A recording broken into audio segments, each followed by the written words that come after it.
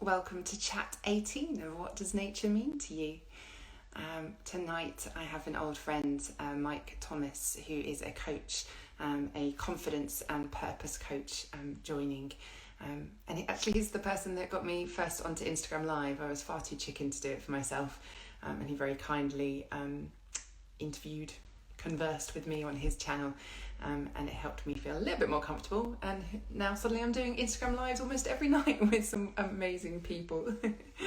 I've had authors, writers, artists, activists, conservationists, therapists, chefs. It's just been so incredible, and it's become this project of kind of curating all these voices together. So feeling quite blessed to experience that and sharing that with anyone that's watching. I can see that Mike has just joined. We're going to try. We've tried this a couple of times and it didn't seem to work. So we'll try again. So let's have a look. Okay, if I can invite work better. It seems to just be a glitch that sometimes happens, but Yay! works. I told you, third time lucky. Phew. I am sweating with fear. I was like, I was oh running out my of ad God. libs. No, it happened a couple of times. In the first week, it happened with Ellen from Nature is a Human Right, and in the end, we hosted over on her channel. So it's probably me. Yeah, I blame you, Ruth, entirely. It's fine. I'll take it. Okay. Well, thank you for finally joining me. Well, I thought I'd turn up, you know. Stroll in. Yeah. Cause from For any... I'm waiting it. For people watching or watching this later, so Mike is an old friend of mine, an old theatre friend or director friend, and always causing trouble on stage for us. In a wonderful way. In a wonderful way. No, good times. But maybe you could introduce yourself now and what you do now. Sure. So, hi everyone. So yeah, I think Ruth mentioned I'm now a certified life coach, but focus mainly on the idea of purpose and confidence, and kind of dealing with trauma, and the link between sort of building that confidence, having gone through trauma and that kind of stuff. And alongside that, I think you've also mentioned as well, I wrote a children's book, which came out earlier this year, which I'm very excited about. And yeah, so that's kind of me at the minute. Just kind of, the last chat we had, the one thing I talked about, or one of the things I talked about, was that premise, that idea of turning your mess into your message. And that's kind of what I've done, having been through what I would politely call a mess, and helping others navigate their own in a way. Yeah, it was when I invited you to come join. I mean, some of that was as a sort of a reciprocal thank you for getting me on Instagram Live when it was something I thought I'd never do. Yeah. And then of course, with the work that you do and the journey you've been on, thinking, there'll probably be some interesting, fascinating answers that come up as I ask the sort of the 3 stock questions of this series. Yeah. But also very aware that part of your journey, and some of, there's been I know a lot of stuff that you've dealt with, was actually the force of nature as well. Partly when you were trapped in a typhoon, a hurricane, a tropical storm. Yeah, it was Hurricane Irma. That was about 4 years ago, I think. 3-4 years ago. Yeah, that was quite an experience, and it kind of came at a time where we'd actually gone on this holiday to the Caribbean, to get away from the difficulties, in a way, of what we were facing back at home.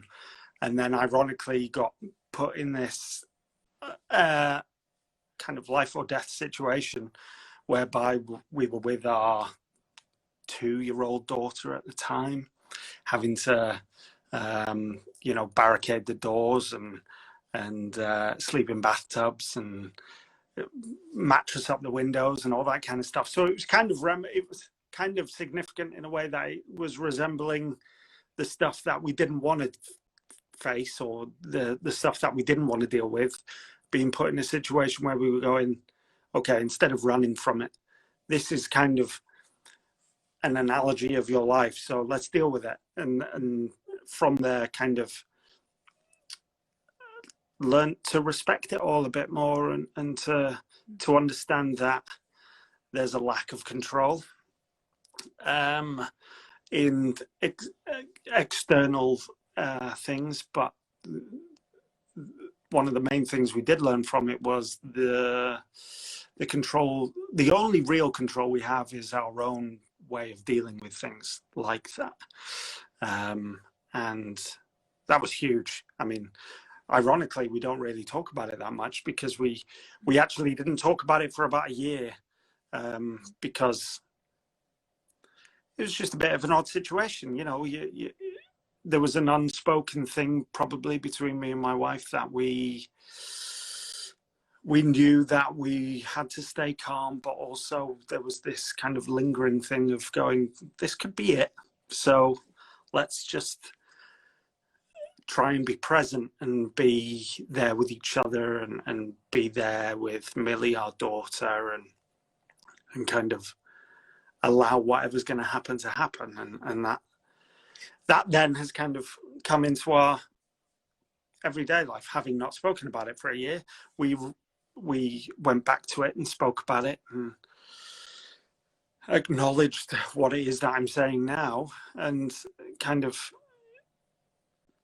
it's amazing really when you think about it, that nature in that sense can have such an impact, because it is something we take for granted on a daily basis, on an hourly basis sometimes, and it's when you're put in situations like that where you kind of go, okay, what does it mean? What does this all mean? Why am I here? What's it trying to tell me? And there's a lot to say for that. There's a lot to say for it. Absolutely. Yeah, absolutely. Whilst I don't pretend to know how that feels, we talked, and actually my talk last night, we were talking about health crisis coming up, and as you know, that's something that I went through, and again, that sort of putting things into perspective when you face that could this be it moment. And at the same time, it also strikes me when we start talking about nature connection and how we take it for granted hour by hour. There was a time when we probably existed much more connected to that, and much more connected to the could this be it moment as well. Yeah. And in some ways, I wonder if that gave us that perspective a lot more about what was important and what we can and can't control. And maybe we've lost that, I guess. Oh, I would say we've completely lost it. I think this premise, you know, going back to what you've just said, going back to the basic thing of nature and the lack of control, and kind of, is this it relationship that you can have? You know, it goes back to the whole fight or flight thing, which is such a primal instinct, if not the most primal instinct. And, you know, it happens in every day now. We have those moments, whether it's at work or driving a car or, you know, responding to an email, you know, anything like that, to the point where we don't know how to deal with it. We're so kind of alien to this feeling of, what is this anxiety I'm feeling? What is this kind of annoyance I'm feeling? Do I do this? Do I not? And then it becomes a huge internal battle. So I would say that we've lost a huge connection to actually understanding those natural instincts within ourselves, because of, you know, being a product of the world, I guess, and the way it's changing, what's happening around it, and environment and nurturing and all that kind of stuff. You kind of become taught a different way, that this idea that fight or flight or those kind of choices are easier to be left or not approached, and easier to be feared and to do the right thing. And that becomes kind of this, when we are faced with those moments, it becomes even a highlighted, a magnified struggle because we're not used to it. Yeah, yeah. And Yeah, that was one of those absolutely. moments. That was one of those moments in the hurricane. When we booked the holiday, it was kind of like the last thing we thought of was the fact it was hurricane season, because why would we think that? We were living in the UK at the time, and kind of going, what is this hurricane you speak of? I don't know.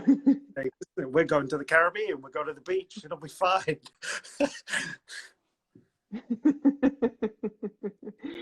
Yes, yeah, and I guess soon experience what it was. But let's take it back then So, to before all of that, really, and as far back as you choose to remember of what your earliest memory is of connecting to nature in some way, if you have one. so when you gave me these questions, I had a little bit of a panic. Sorry. Because you start immediately going, oh God, am I the right person to be doing this chat? Am I connected to nature enough? Oh God, what was I like as a child? And then I actually wasn't until I kind of sat and went, well, this is all kind of very individual, and this is the whole point of it. Each individual's experiences. And so for me, my earliest memories of kind of being connected with, I'm going to change that word nature to the outdoors. And I was always outside. As a kid, I was constantly outside. I was never indoors. I either had a football at my feet, or I was getting knee high in mud. Like that was who I was as a kid. I was falling in nettles and cuts on my legs. I've got scars on my legs for days, and it was that's who I was as a kid. And that it wasn't until you'd asked those questions that I kind of sat there and went, oh God, yeah, I used to love being outside. And even just the memories of climbing trees and getting splinters and all those things. Again, thinking back, you take it for granted now because you actually remember the simplicity of it from when you were a kid, which I think is an amazing thing, because it was so simple. You go, oh, I'm just going to go for a walk, or your parents would go, come on, let's just go in the garden, and get grass stains on your trousers, and that's kind of what it was. And those smells, the textures, all of that stuff was kind of pivotal to your growth as a person. And so for me, my earliest memory was probably hurting myself. And I'm a huge, my old nickname when I was a kid was Sick Note. And it's because I was always hurting myself. And my other nickname was Scabby Mike, because I was always covered in scabs. I was always falling over on the ground in the mud, hitting trees, breaking bones. Like that was, but I love it. That thought of going back was kind of so basic and simple and enjoyable. And even now, especially for our generation, like those smells are such a trigger. They're huge triggers, like the smell of grass or the rain on the concrete, and like all of that stuff is such triggers to happy memories. Because I don't think I've ever met someone that's gone, oh, freshly cut grass, I hate that smell. Like I've never, that person, I may be proved very wrong, but I've never met that person. And so it's my earliest memories of nature, ones of just joy and excitement and fulfillment and playfulness and all of that kind of worry-free emotion that kind of comes with it. I'd love to say I have the same connection with it now. Nature has become something very different as you get older, I think, and I think that's a generational thing as well. It's now somewhere to go for peace and calm, not for cuts and scrapes and bleeding and that kind of adventure. But there is adventure there as well, so it's kind of what you make of it, which is a huge thing. It's a huge thing. A lot of the clients I have, one of the first things I say to them is if they have any anxiety, if there's that feeling, if their breathing's going and they can feel that dread, just get outside. Step number one, get outside. Get away, change your environment, and get to the place that's going to be calm, where you can hear something that you've not heard in a while, that you can see and smell something that you've not smelled or have not noticed you've been smelling. So, yeah, I mean, that's kind of where it is. Without sounding too dramatic, it was one of excitement, pain, and adventure and stuff. But now it's one of calm and peace and helpfulness. I love that that memory of, that, as you said, that freedom and hurting yourself. But as you say, hurting yourself, it didn't feel like that was sort of a traumatic memory. And I'm sure there are people that have memories of being in nature and something perhaps scaring them, or even a stinging nettle being a traumatic thing for them, depending on the circumstances. But a lot of the time, this has come up in my forest bathing sessions too. People suddenly remember that, and often it is stinging nettles or scraping knees somewhere. But it's said with joy, because it's that memory of that freedom and simplicity. And those scabby Mike were still symbols of that, and there's a real joy with that. But yeah, hearing that then that's shifted for you and it's a place of calm and peace, which I guess starts to answer the second question of what does nature mean to you. But as I asked that question, I say, what does nature mean to you, and has that changed this year in particular? And I wonder if that does for you, not just with your work, but also, knowing that you have your young daughter, whether that changes your relationship with nature, especially as we've experienced this year. I think my relationship's changed hugely with nature. I mean, as you know, I used to live in London, where forests and much greenery is a little difficult to come by, especially when you're in Wood Green or Bounce Green, and all just shops everywhere and streets and tube stations and all that kind of stuff. My relationship has probably changed hugely. Firstly, like you say, my daughter, having Amelia, having Millie, it's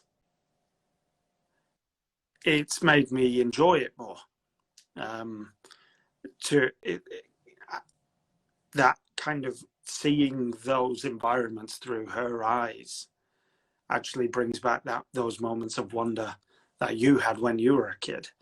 And despite being desperate to prevent her from falling over and hurting herself, there's moments where we took, Helen and I took, my wife Helen, for anyone who doesn't know, took Millie out, and we took her to see the horses. She's obsessed with the horses. And the stinging nettles all along the fences, and we were constantly going, stay away from the nettles, stay away from the nettles. To the point where I said to her, she's going to have to just, why are we stopping her from touching these nettles? Obviously, we don't want her to be in pain. We don't want her hurt. However, we did it, so it's a huge growing thing. And to the point where we went, Millie, if you touch those nettles, you're going to get hurt. And she went, okay. And about 3 minutes later, she brushed her leg across the nettles and she was screaming in pain. But it was kind of one of those things of this is going to sound dreadful. I was so happy to see her in pain because it takes, not only does it take you back and you remember those moments, and there are those kind of like joyful moments of adventure that she's now experiencing, but also she's experiencing things, which is awesome to see. It's really awesome to see. And, you know, when you see her learning and growing and doing new things, there's pride there. There's extra love there. There's, you know, all this kind of other stuff that you didn't know could be there. So having her and those experiences with her in nature have changed my relationship with it hugely. And then I guess going back maybe a couple of years to when I was going through my mess, nature probably helped me and my wife more than it did anything else.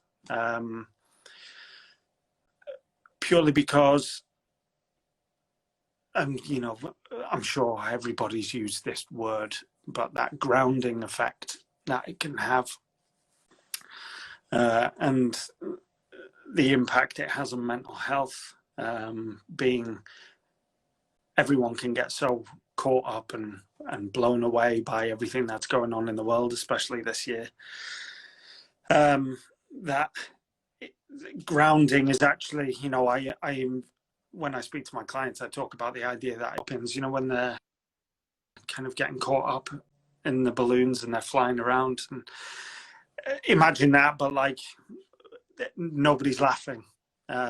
It's kind of this, I want to be back down there. I want to be safe. I want to be calm. I want to be collected. And yet, you know, I'm up there and I don't want to be up there. So this idea of grounding and being on the ground is nowhere more prevalent than kind of around trees and by water and that kind of stuff. And so it helped us hugely.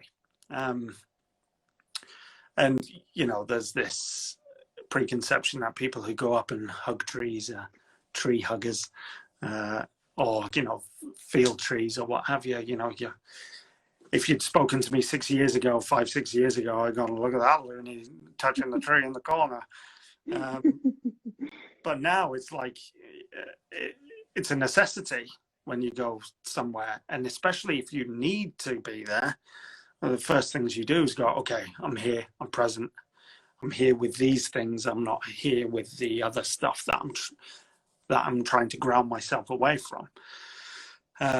So my personal relationship, nature helps hugely. And then I guess, like I mentioned earlier,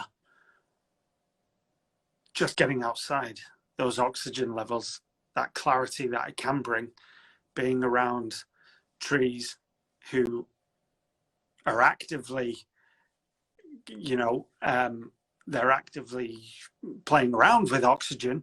You need to be there, you know, because it's only going to help you bring your levels down, give you a bit more clarity, help your head get into a better mindset and straight thinking, and be able to rationalize those things that have become irrational over the course of hours, days, weeks, months, whatever it is. I very randomly, one of the guys, I was on Twitter a few months ago, and this guy randomly saw this guy put out a tweet, and he said, "This is a cry for help. Someone help me." And you kind of, those moments you go, oh gosh, like, so I privately messaged him straight away, said who I was and what I did, and said what's going on. And he told me about the issues he was having in his life and what it was, and obviously using very desperate language and communicating some very fear-inducing thoughts. So the first thing I said to him was, put your phone down. Put your phone down, stop talking to me, go and do this for half an hour. Just get outside, go for a walk, take your keys, because obviously you'll need to get back in your house. But like, just take deep breaths, allow that oxygen and take in your environment. And he came back half an hour later, and I asked him how he felt. He went, I feel clear, I feel clearer. And I went, okay, now you have a bit more clarity. Tell me what is actually going on. and how it is that you actually feel. Because at the minute, it all just sounds like fear language. You know, you're going to the extremes because you're like Mary Poppins being blown away. So let's get you back on the ground. Let's get you breathing. Let's think properly. And nothing does that better than nature. Nothing. People use alcohol. People use drugs to try and escape those things. People use other means, but nothing does it better than actually nature. I mean, we're going back to basics now. Nature and nurture. Yeah. There's two things, nature and nurture, and the first one is what does, you know, again, when you asked me these questions, I kind of went, okay, let's look at the actual words. What does nature mean? And then you start going, well, what's natural? And then you talk about natural instinct, and then you talk about what feels natural to you. And actually, what's weird is people are saying nature, they're using the word natural in everyday language, but they're not acknowledging what it actually means. And that idea that go back to what's natural, what's not implemented, what's not man-made, what's not taught, what's not learned, go back to what's natural. And that's a huge thing. That's one of the main things I speak to people about, is kind of go back to what's natural for you as a person. Obviously, it's not as easy as just going, okay, and then walk it off. But no, if only.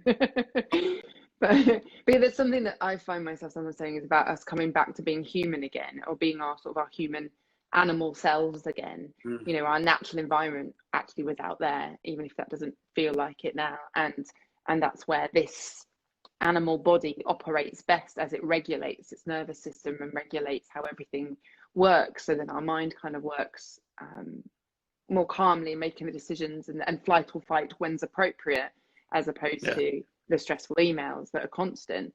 So it's something about coming back to basics, coming back to being human again within our natural environment that we've so sort of forgotten. And you know, again, it's not as simplistic as this, but it's almost like taking you know, a wild animal and then putting them in a cage. Their behavior changes, their stress level changes, and depending on what they're exposed to and what stimulation and what nourishment and enrichment they're given.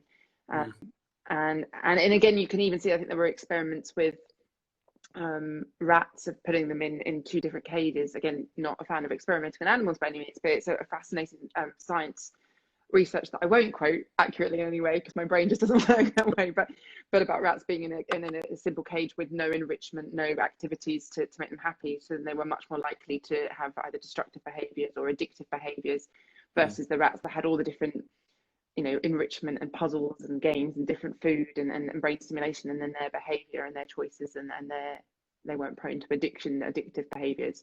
So kind of taking that back into, as you were saying, how we can deal with problems and anxiety, and there's, you know, drink, drugs, you know, other destructive behaviors, versus if there's a way that we can get support to be in our more natural environment, and what that can do for us. And I sometimes think you can spend weeks of trying to meditate in a room with people, and that could be fantastic and wonderful, and I've done that and do that.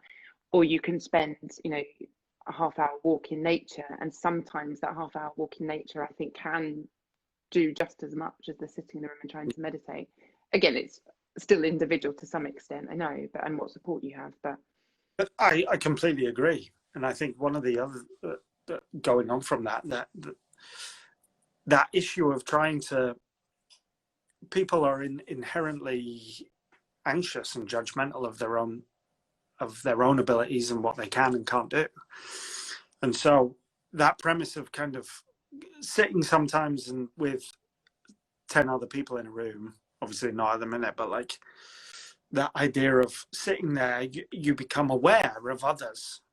There's an awareness and a fear that this little thing called ego puts in your head, and kind of goes, am I doing this right? Am I meditating as well as the other person over there? How come I don't feel as good as she does? And these are all these little kind of thoughts that sometimes those situations can breed. However, the difference with kind of a half an hour walk in the woods is there's no judgment. There's no comparison. It's very individual in the sense that, especially if you go by yourself and you're just going for a walk, it's just you. And unless you're fearful of kind of birds and squirrels mocking you, then it kind of becomes a safer place for a lot of people to kind of go and expel a lot of that negativity or built up tension that they may have had from years or weeks or months or projects or whatever. So yeah, I think there's a lot to say that sometimes doing it by yourself and getting out there and not having to,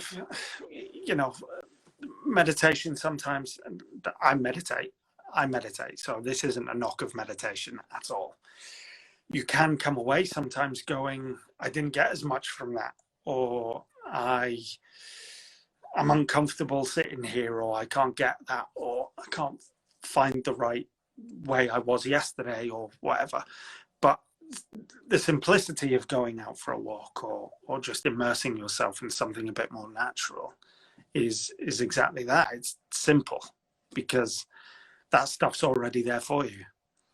You're not there trying to find it. You're not there trying to manifest something in your own head that's going to help with your anxiety or your tension or whatever. So yeah, but I do meditate.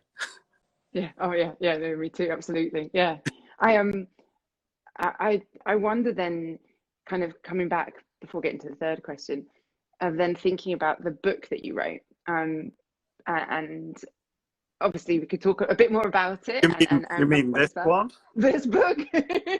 plug it. Yeah, tell us more about it. And I just thought it was interesting because of the subjects, but also the characters that you chose, which are all nature.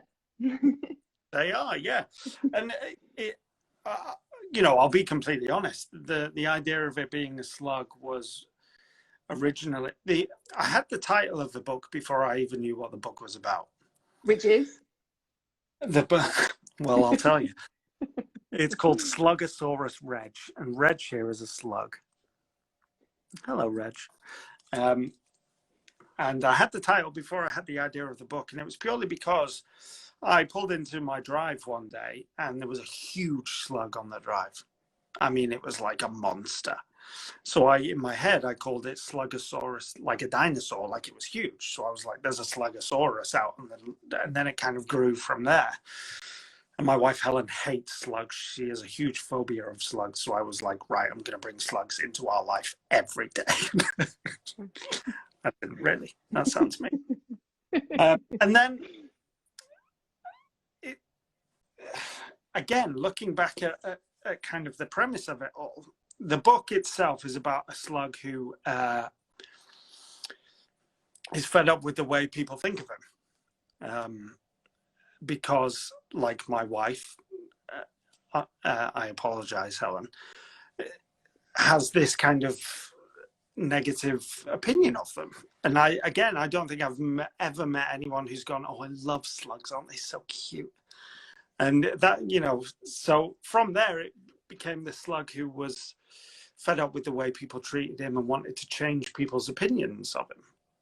Very much a slug who was crippled by his own anxiety and self-worth, essentially. And eventually going through it, I'll try and, without spending too much time, by the way, though, the illustrations and the nature in it is amazing. And kind of goes through this crisis of character where he tries to become something scarier so he can scare people instead of have them think he's disgusting. And in the end, he ends up scaring his only friend in the world and becomes more... His lesson throughout it is actually being comfortable with who he is, and the importance of self-worth and just being happy and being proud of who you are. And again, it was just so simple to do it in nature, because if you take it for the actual lesson is something very natural. or should be very natural in most people's lives. Everyone should have confidence. Everyone should have self-worth. Everyone should love themselves before they love everyone else. And then you're going against this man-made modern world who are so judgmental. And so really, as well as there being these lessons of self-worth, you're looking at this natural versus man-made world.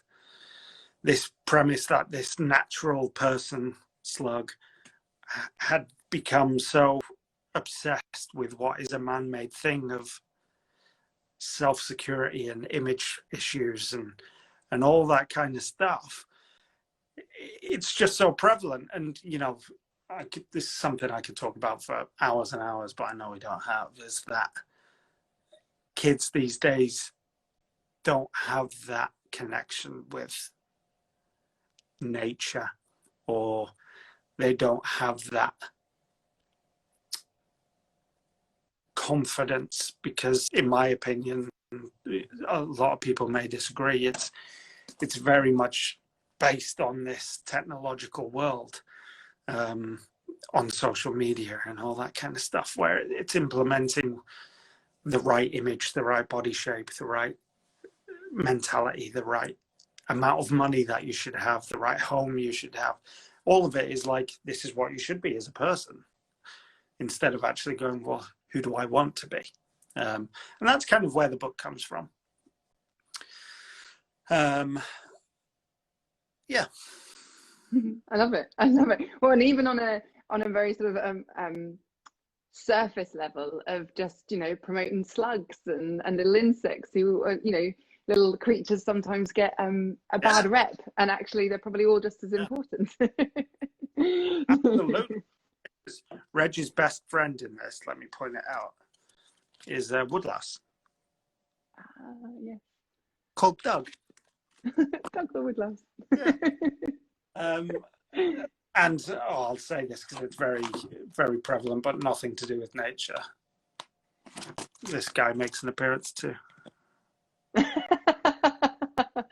Amazing. No, it's definitely worth getting just to find out that and how that fits in.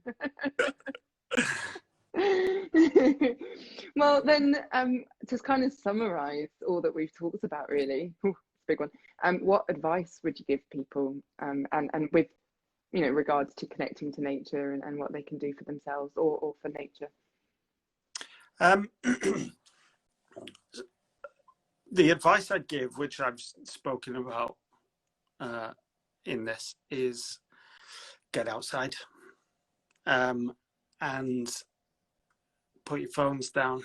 And a lot of anxiety is induced by this little device, which unfortunately I'm using to talk to you tonight. Thank you, Mr. Phone. But there's nothing better than just clarity from the outdoors, and that goes back to real basic simple stuff. It's one of the first things I tell people to do. I have a few clients who are so anxiety driven that the first thing I tell them to do is make a big change, set your alarm, get up, put some clothes on and get outside. And I was really fortunate enough to have acquired a bike recently, so I've been doing it more myself, setting an example for those who I'm trying to help. And one of the amazing things that you asking these questions pointed out to me, and all of this getting outside is to do with self-care, and I cannot stress enough the importance of self-care and looking after yourself, not just physically, but mentally, emotionally, everything, spiritually. Self-care is vital. When you asked me these questions, I did a little bit of research, and it's some of the stuff that I knew anyway because of what I do. And that's to do with the suicide rates in the UK. And when we look back at the numbers in 2012, it was something like 1.2 people, 0.2 of a person, 1.2 people out of 100,000 have committed suicide. Like, those deaths were because of that. By 2018, it was up to 16. By 2019, it was 16.9. And then this year, for the first quarter, it was already 7, which means by the end, you're looking at 30, which means it's going to have doubled in the last year because of what's been going on. Now, the other amazing fact with that is that is just men. So on top of those figures, you're looking at, when you bring in women and, children, because that is also of certain ages. And I unfortunately have the experience of knowing teenagers who've lost or have taken their own lives because of not being able to deal with what's going on in the world. Self-care, those things of being able to get outside, those things of looking after yourself, changing those mindsets, being more spiritual, finding out what your triggers are, changing patterns, all of that stuff is so important. And I mean, for the fact that it's doubled in the last year, that's huge. And I know obviously a lot of it is out of our hands with what's going on, and people don't have those outlets in order to do that, but they do. And this is what's great about what you're doing is it can be simple, but people, they get their heads into places, not on purpose. And by no means is it anyone's fault that they have these thoughts or feelings. But doing this raises awareness that it's easier than some people think. It can cost nothing to get out there and change your mindset and help bring a bit more positivity into your life. And so, yeah, the advice I'd give is the importance of self-care, because, and that, again, I understand it, because it's a very British thing to help others before you help yourself. And I think I mentioned it the last time we spoke, this idea that when you get on an airplane, the people tell you, if the masks come down, look after yourself before you help your child. It's the same principle in life. How can you help others if you can't help yourself first? Or how can you have the strength to help others if you don't have your own strength? So self-care, ladies and gentlemen, look after yourselves.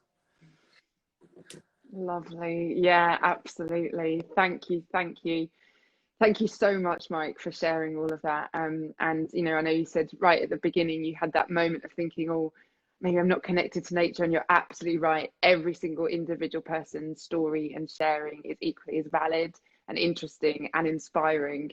Yeah. And as you said, you discovered along the way actually what your connection was, and we all have some connection, whatever that story is. So really, really appreciate it. Thank you so much. Before we go, can you just sort of let people know how to follow you, or what you're doing, or anything you kind of want to let people know, and about the book? Or Sure. So all of my social media is at Mike Thomas Coach, and on there I talk about manifestation, I talk about just positivity practices, I talk about mindset changing. And you know what, I'm very much a person that if you ever just want to chat about stuff, then just come and talk to me, because I am more than happy just to talk to anyone. And really that's kind of what I do. I'm a big ear. I've got big ears. So if you ever want to chat, just come and talk to me. And then my book is actually self-published from my own publishing company, which is, the publishing company is Northern Turtle Publishing. And so you can find me on Instagram and on Facebook. And the website is www.northernturtlepublishing.co.uk. And you can get the book on there. Well, wrong way around, Mike. You should know this. You can get the book on there. It's $6.99. But what I did do, and which I'm going to extend, is for Anti-Bullying Week, because it deals with the premise of bullying. I made it 50% off, so it was like £3 to get the book. And so I'm extending that for as long as I can, just because I think that premise, the idea, what's in the book, should be told as much as possible. It's also available through Waterstones. Oh, wow. Oh, fantastic. Yeah. So, but don't go through Waterstones, just come to me. It's cheaper. Come to me. Oh, brilliant. Thank you. When I post all this, obviously I'll put all the links as well, but thank you so much. Thank you, Ruth. Lovely talking. Thank you, and big love to Helen as well, and to Millie. Bye bye. Oh, lovely. Yeah, as I sort of said right at the beginning, I was introducing this has become sort of a project of curating all these voices, and I'm certainly getting such joy and delight from that, and seeing everyone's comments and feedback as sounds like it's equally giving people that as well. So thank you. Right, where are we? Tomorrow, Thursday, I'm doing it slightly earlier. It's 5:30 p.m. With adventurer, trustee of Mind, a mental health charity, geoscientist and ocean rower, Isaac Kenyon will be joining me. So that's 5:30 tomorrow.